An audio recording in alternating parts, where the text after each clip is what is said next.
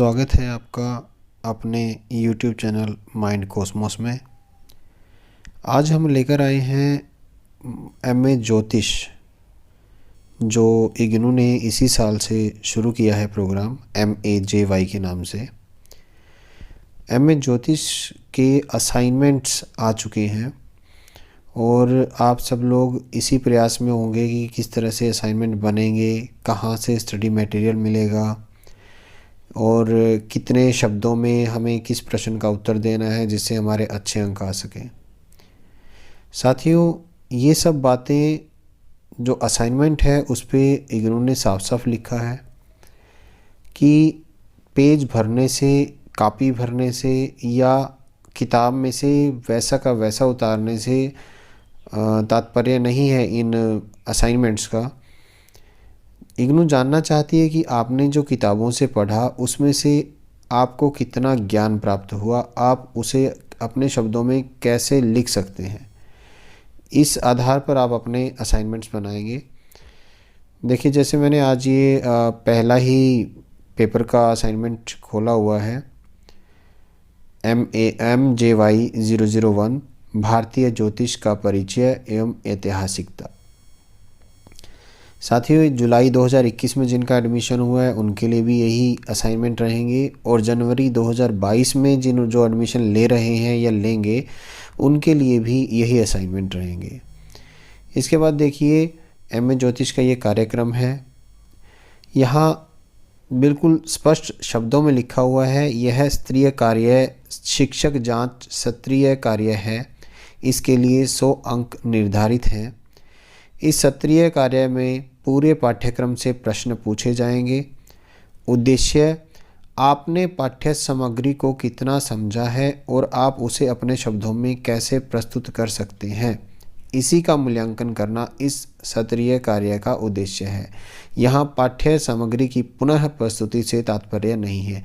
देखिए, जो बात मैंने अभी पहले कही थी वही बात यहाँ लिखी हुई है कि पाठ्य सामग्री को दोबारा से लिखना, उसको उसी शब्दों में प्रस्तुत करना का अर्थ ये असाइनमेंट बनाना नहीं है। आपने क्या सीखा, अपने शब्दों में आप कितना सरल करके उसे बता सकते हैं, ये एक मोटिव है इन असाइनमेंट्स का। सत्रीय कार्य आरंभ करने से पूर्व निम्नलिखित बातों को ध्यान से पढ़िए। अक्सर क्या होता है कि हमारे मन में बहुत सारी कन्फ्यूजन्स रहती हैं, कैसे होगा, कितना लिखना है, क्या लिखना है, जबकि सारा निर्देश लिखा रहता है। जब भी हम कहीं एग्ज़ाम देने जाते हैं तो संशय रहता है मन में, क्या ले जाना है, क्या नहीं ले जाना है, लेकिन सारी इंस्ट्रक्शंस उसमें लिखी रहती है। तो हमें ये इनको अच्छे से पढ़ना है। उसके बाद देखिए, आपका रोल नंबर, नाम, पता यहाँ लिखा जाएगा। पाठ्यक्रम का कोड, सत्रीय कार्य कोड, अध्ययन केंद्र का नाम, दिनांक, ये जानकारी आपको लिखनी है। और जो ये जानकारी आपको लिखनी है इसके लिए एक पहला पेज आपको ऑनलाइन भी मिल जाएगा, फर्स्ट पेज असाइनमेंट का करके अगर गूगल पे सर्च करोगे। और इसके अलावा उसको नीचे हम लिंक भी दे देंगे उसका, वहाँ से भी आप डाउनलोड करके उसको भर के ध्यान से सुंदर लिखाई में, और कोशिश कीजिएगा कि जेल पेन का प्रयोग ना करें क्योंकि उसका फैलने का खतरा रहता है थोड़ा सा। बॉल पेन से लिखें। उत्तर के लिए केवल फुल स्केप के कागज़ का प्रयोग करना है। A4 साइज़ का आप शीट ले सकते हैं। प्रत्येक उत्तर के पहले प्रश्न संख्या अवश्य लिखें और अपनी ही लिखावट में उत्तर दें। ये इसलिए कहा गया है दोस्तों कि जैसे कई बार हम लिख रहे हैं, हमने लिखना शुरू किया, उसके बाद कुछ लिखने के बाद हमसे नहीं लिखा गया, हमने दोस्त की, बहन की, भाई की मदद ले ली और उनसे लिखवा लिया फिर दूसरे में, तो आपकी लिखाई जो है ना वो पहचानी जाएगी वहाँ पर, और वहाँ पर बिल्कुल स्पष्ट हो जाएगा कि आपने मेहनत नहीं की है, क्योंकि ये नंबर मेहनत के हैं, आपकी समझबूझ के हैं। तो ये चीज़ आपको ध्यान रखनी है इसमें।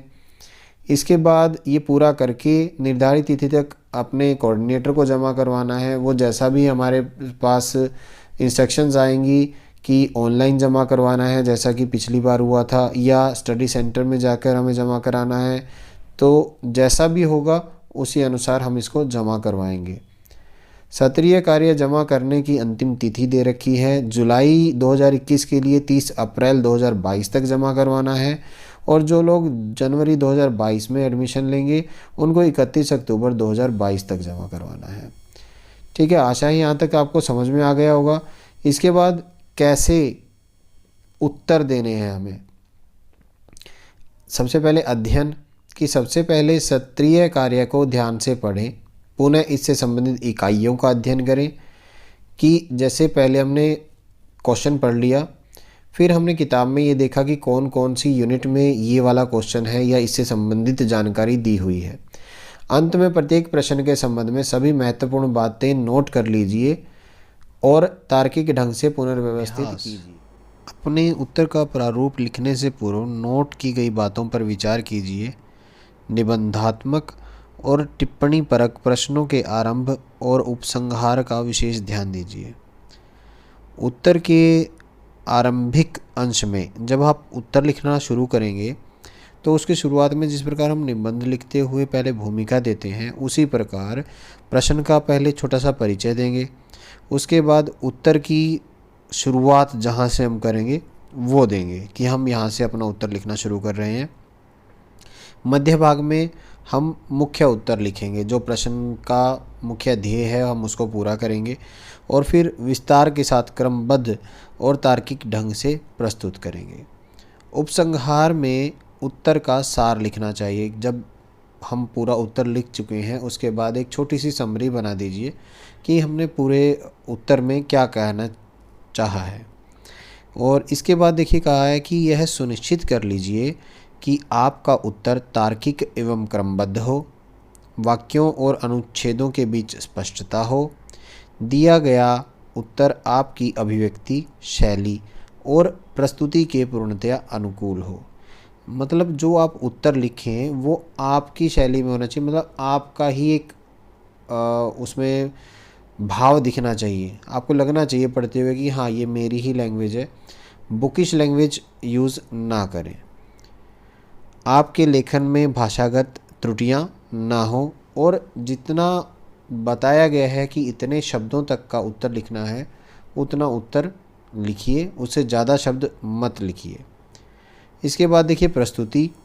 जब आप अपने उत्तर से पूर्णतया संतुष्ट हो जाएं तो उसको साफ और सुंदर अक्षरों में उत्तर पुस्तिका में लिख लीजिए तथा जिन बातों पे आप जोर देना चाहते हैं उन्हें रेखांकित कीजिए, अंडरलाइन कर दीजिए। अब देखिए क्या प्रोसीजर हुआ। पहले हमने पाठ्यपुस्तक में से पढ़ा, फिर हमने हल्के हल्के नोट्स बनाए, किसी रजिस्टर में बना लीजिए हेडिंग्स लिख के, फिर उन हेडिंग्स को एक्सप्लेन कीजिए अपने रजिस्टर में ही, और जब वहाँ उत्तर फाइनल हो जाए तब A4 शीट पर आप उत्तर लिखना शुरू कीजिए। ठीक है, इससे क्या होगा देखो कि पहली बार पुस्तक से पढ़ा, जितना ज्ञान हमें प्राप्त हुआ, उसके बाद हमें जो हमने रजिस्टर में लिखा वहाँ पर थोड़ा ज्ञान परिपक्व हुआ, और फिर जब हम पूर्ण अंत में अपने असाइनमेंट में लिखना शुरू करेंगे तो वहाँ पर आते आते एक छवि, एक कह लीजिए कि संकल्प जैसा दृढ़ विश्वास उस पाठ्यक्रम के प्रति हमारे मन में आ चुका होगा कि हमने इसे इतना पढ़ लिया है। वो एक तरह से पुनरावृत्ति होके आपके मन में ना बैठ जाएगा। जैसे बोलते हैं practice makes the man perfect. तो आप तब तक परफेक्ट तो नहीं पर परफेक्ट के आसपास तक आप पहुंच जाएंगे। इसके बाद देखिए अपने उत्तर की फ़ोटोकॉपी कार्बन प्रति अपने पास अवश्य रखें। हाँ, ये बहुत ज़रूरी है क्योंकि कई बार होता है कि हम अपने असाइनमेंट जमा करवा देते हैं और वो मिसप्लेस हो जाए वहाँ पर, तो आप दोबारा इतने कम समय में नहीं बना पाएंगे। इसलिए आप एक फ़ोटोकॉपी अपने सारे असाइनमेंट्स की करवा के अपने पास रखें ताकि जैसे ही ज़रूरत पड़े आप उनको जमा करवा सकें। विश्वविद्यालय के नए नियमों के अनुसार परीक्षा में बैठने से पूर्व सत्रीय कार्य जमा कराना अनिवार्य है, अन्यथा परीक्षा में बैठने की अनुमति नहीं होगी। ठीक है, इसके बाद देखिए आगे ये क्वेश्चन आंसर दे दिए हैं असाइनमेंट के, जो सत्रीय कार्य है वो दे दिया गया है। तो अगली वीडियो में एक एक करके हम इन प्रश्नों के उत्तर डिस्कस करेंगे आपस में। तो इसके लिए आप हमारी जो किताब है उसका सहारा ले सकते हैं, क्योंकि हम संस्कृत के बैकग्राउंड से हैं। बहुत सारे ऐसे होंगे जो संस्कृत के बैकग्राउंड से नहीं भी होंगे, तो वो संस्कृत साहित्य की कोई भी पुस्तक पढ़ सकते हैं। 2-3 पुस्तकों का सहारा लेके एक अच्छी सी इमेज हमारे मन में तैयार हो जाएगी कि संस्कृत का इतिहास क्या रहा और वैदिक साहित्य क्या रहा।